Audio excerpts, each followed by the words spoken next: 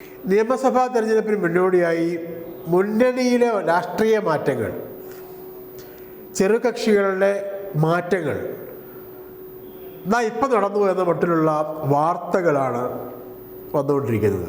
യഥാർത്ഥത്തിൽ ഇല്ലാത്ത മുന്നണി മാറ്റങ്ങളുടെ, ചാട്ടങ്ങളുടെ, ചാഞ്ചാട്ടങ്ങളുടെ വാർത്തകൾ ഉണ്ടാക്കി അത് പിന്നെ പൊലിപ്പിച്ച് രാഷ്ട്രീയ വർത്തമാനങ്ങൾ, വലിയ വാർത്തകൾ ഉണ്ടാക്കുകയാണ്. എത്രത്തോളം നീതിനിഷ്ഠമായാണ് ഇത് ചെയ്യുന്നത് എന്ന് നമ്മുടെ സഹജീവികൾ ഓർക്കുന്നത് നന്നായിരിക്കും. മാധ്യമ വിമർശനം എന്നത് ഇന്നത്തെ കാലത്ത് പരിധി വിട്ട് പല രാഷ്ട്രീയ പ്രവർത്തകരും, നേതാക്കന്മാരും, പാർട്ടികളും പോകുന്നത് നമ്മുടെ മാധ്യമ സഹപ്രവർത്തകരിൽ ചിലരെങ്കിലും ഇല്ലാത്ത വാർത്തകൾ അന്തരീക്ഷത്തിൽ നിന്ന് ഉണ്ടാക്കുന്നതിൻ്റെ പ്രതികരണം എന്ന നിലയ്ക്ക് കൂടിയാണ്. എന്നാൽ അത്തരം മാധ്യമങ്ങൾക്കെതിരായ ആക്ടിവിസത്തെ നമ്മൾ ന്യായീകരിക്കുകയോ പിന്തുണയ്ക്കുകയോ അല്ല. എന്നാൽ നമ്മുടെ സഹജീവികൾ രാഷ്ട്രീയ വാർത്തകളിൽ കുറച്ചുകൂടി വസ്തുതകളുടെ പിൻബലം ഉറപ്പാക്കണം എന്നാണ് അഭ്യർത്ഥന. അല്ലെങ്കിൽ പിന്നീട് വസ്തുതകളുടെ സമ്പൂർണമായ പിൻബലമുള്ള രാഷ്ട്രീയ വാർത്തകളും മറ്റു വാർത്തകളും നമ്മൾ പുറത്തുവിടുമ്പോൾ അതിൻ്റെ സോഷ്യൽ ഇമ്പാക്റ്റ് കുറഞ്ഞു പോവുകയോ തീരെ ഉണ്ടാകാതെ തന്നെ പോവുകയോ ചെയ്തേക്കാം. കാരണം പുലി വരുന്നേ എന്ന് പറഞ്ഞിട്ട് ഒടുവിൽ പുലി വരുമ്പോൾ, യഥാർത്ഥത്തിൽ പുലി വരുമ്പോൾ ആരും ഓടിക്കൂടാനില്ലാത്ത അവസ്ഥ, അതാണ് ഇത്തരം വാർത്തകളുടെ ആഫ്റ്റർ ഇഫക്റ്റ്.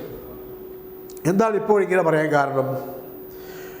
UDF മുൻ ഘടകകക്ഷി, എന്നാൽ ഇപ്പോൾ LDF ഘടകകക്ഷി കേരള കോൺഗ്രസ് M, മാണിയില്ലാത്ത മാണി ഗ്രൂപ്പ്, അത് 2021 നിയമസഭാ തെരഞ്ഞെടുപ്പിന് ശേഷം, അല്ലെങ്കിൽ നിയമസഭാ തെരഞ്ഞെടുപ്പിൻ്റെ ഘട്ടത്തിൽ LDF വന്നതാണ്.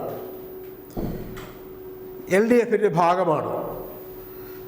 LDF മന്ത്രിസഭയിൽ മാണി ഗ്രൂപ്പിൻ്റെ റോഷി അഗസ്റ്റിൻ അംഗവുമാണ്, ജലവിഭവ മന്ത്രിയാണ്.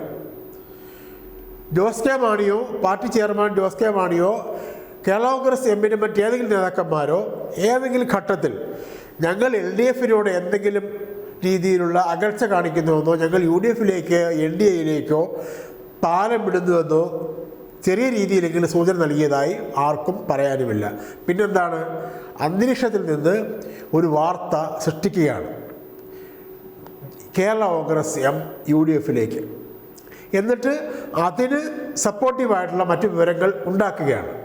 കഴിഞ്ഞ ദിവസം കേരളത്തിൻ്റെ സമകാലിക രാഷ്ട്രീയ ചരിത്രത്തിലെ ഏറ്റവും ശ്രദ്ധേയമായ ഒരു സമരമാണ് തിരുവനന്തപുരത്ത് പാളയം രക്തസാക്ഷി മണ്ഡപത്തിൽ നടന്നത്.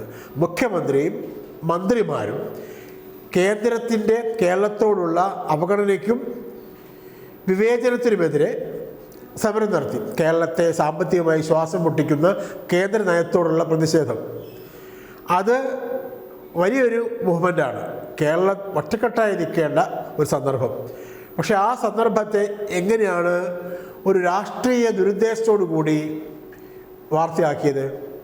അതാണ് നേരത്തെ നമ്മൾ തുടക്കത്തിൽ പറഞ്ഞത്. നമ്മുടെ സഹജീവികൾ യഥാർത്ഥത്തിൽ വസ്തുതകളുടെ പിൻബലമില്ലാത്ത വാർത്തകൾ ഇങ്ങനെ തുടർച്ചയായി സൃഷ്ടിച്ചു കഴിഞ്ഞാൽ, വസ്തുതകളുടെ പിൻബലമുള്ള വലിയ സ്ഫോടനാത്മകമായ വാർത്തകൾ അവർ തന്നെ മുന്നോട്ട് വയ്ക്കുമ്പോൾ, ഇടുമ്പോൾ, എയർ ചെയ്യുമ്പോൾ, പ്രസിദ്ധീകരിക്കുമ്പോൾ അതിന് വിശ്വാസ്യതയില്ലാതെ വരും. അതൊഴിവാക്കാൻ കൂടി വാർത്തയ്ക്ക് വിശ്വാസ്യത ഉറപ്പാക്കുക എന്നത് കർമ്മപരമായ നിർബന്ധമാണ്. ജോസ് കെ മാണി സ്ഥലത്തില്ലാത്തത് കൊണ്ടാണ് അദ്ദേഹം പങ്കെടുക്കാത്തതെന്ന് നേരത്തെ തന്നെ മന്ത്രിസഭയുടെ തലവൻ UDF ചെയർമാൻ മുഖ്യമന്ത്രി അറിയിച്ചിരുന്നു. മന്ത്രിസഭാംഗം റോഷി അഗസ്റ്റിൻ കൃത്യമായി ആ സമരത്തിൽ പങ്കെടുക്കുകയും ചെയ്തു. പക്ഷേ ജോസ് കെ മാണിയുടെ മുൻകൂട്ടി പറഞ്ഞുള്ള അഭാവത്തെ, മുൻകൂട്ടി പറഞ്ഞത് കട്ട് ചെയ്തിട്ട് മാറ്റി വെച്ചിട്ട് അഭാവത്തെ മാത്രം ഹൈലൈറ്റ് ചെയ്തു. ഇതാ പോകുന്നു എന്ന മട്ടിലായി. അതിനുള്ള മറുപടി കൂടിയാണ് അദ്ദേഹം ഫേസ്ബുക്കിൽ കുറിച്ചത്. ഞാൻ സ്ഥലത്തില്ലാത്തതുകൊണ്ടാണ് ബന്ധപ്പെട്ടവർ അറിയിച്ചിട്ടുണ്ട്, ഞങ്ങളുടെ മന്ത്രി പങ്കെടുക്കുന്നുണ്ടല്ലോ. ഇന്ന് വീണ്ടും ജോസ് കെ മാണിയെ മാധ്യമങ്ങൾ കണ്ടപ്പോൾ വീണ്ടും ചോദിക്കുന്ന അതേ വിഷയമാണ്. ജോസ് കെ മാണിയും റോഷി അഗസ്റ്റിനും കഴിഞ്ഞ ദിവസം ക്ലിയർ ചെയ്ത വ്യക്തമാക്കിയ വിഷയം തന്നെ വീണ്ടും ചോദിക്കുകയാണ്, മുന്നണി വിടുന്നുണ്ടോ? അപ്പോഴാണ് ജോസ് കെ മാണി ചോദിച്ചത്, ഞങ്ങൾ എല്ലാ ദിവസവും രാവിലെ എഴുന്നേറ്റിട്ട് ഞങ്ങൾ LDF-ൽ തന്നെയാണ് എന്ന് പറയണോ?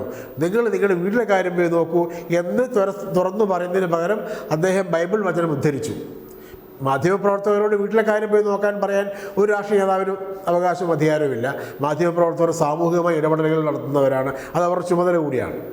പക്ഷേ ഇല്ലാത്ത രാഷ്ട്രീയ നീക്കം ഉണ്ടാക്കുമ്പോൾ അതിൻ്റെ ഭാഗമാകുന്ന, അതിൻ്റെ ഇരയാവുന്ന നേതാക്കന്മാർക്കും പ്രവർത്തകർക്കും വിഷമമുണ്ടാവുമല്ലോ.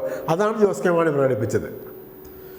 മാധ്യമപ്രവർത്തകർ, നമ്മുടെ സഹപ്രവർത്തകർ LDF-ൽ നിന്ന് UDF-ലേക്ക് ഘടകകക്ഷികളെ കൊണ്ടുപോകുന്ന കൊട്ടേഷൻ ഏറ്റെടുക്കരുത്. അത് അവസാനിപ്പിക്കുന്നതാണ് മര്യാദ. ഇവിടെ എന്തൊക്കെ ഈ മുഖ്യമന്ത്രി മന്ത്രിമാരും പങ്കെടുത്ത സമരത്തിൻ്റെ രാഷ്ട്രീയം, UDF നേതാക്കന്മാർ ലോക്ഭവന് മുന്നിൽ നടത്തിയ രാപ്പകൽ സമരത്തിൻ്റെ രാഷ്ട്രീയം, അത് വലിയ രാഷ്ട്രീയം തന്നെയാണ്. അതായത് തൊഴിലുറപ്പ് പദ്ധതിയെ അട്ടിമറിക്കാനുള്ള കേന്ദ്ര നീക്കത്തിനെതിരെയാണ്. പക്ഷേ ആ സമരത്തെ എങ്ങനെയാണ് ഹൈലൈറ്റ് ചെയ്തത്?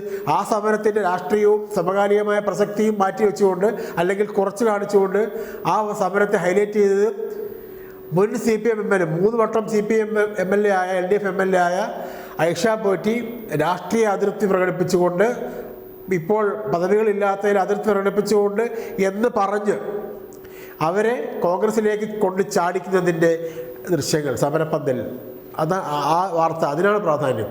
അപ്പോൾ വാർത്തയുടെ പ്രാധാന്യവും മൂല്യവും തീരുമാനിക്കാനുള്ള അവകാശം മാധ്യമങ്ങൾക്കും മാധ്യമപ്രവർത്തകർക്കും തന്നെയാണ്, സംശയമൊന്നുമില്ല.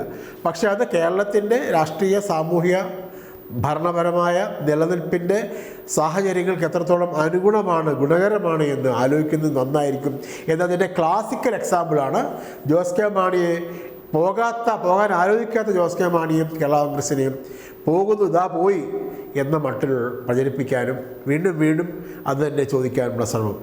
ഇത് ഇനി പ്രതീക്ഷിക്കണം.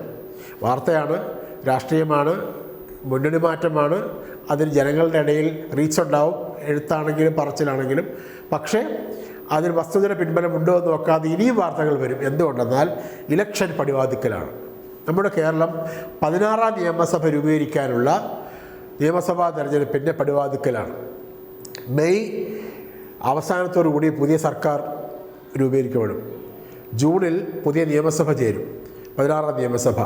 അതിന് മുന്നോടിയായി ഏപ്രിൽ അവസാനമോ മെയ് ആദ്യമോ ഇലക്ഷൻ നടക്കും. ആ ഇലക്ഷന് മുന്നോടിയായി കാണാൻ പോകുന്ന പൂരങ്ങളുടെ സാമ്പിൾ വെടിക്കെട്ടാണ് കേരള കോൺഗ്രസ് എമ്മിൻ്റെ കാര്യത്തിൽ കണ്ടത്. വലിയ വെടിക്കെട്ടുകൾ വരാൻ പോകുന്നതേ ഉള്ളൂ. കേരളം പൊളിറ്റിക്കലി ജാഗ്രത പാലിക്കണം. നന്ദി, നമസ്കാരം.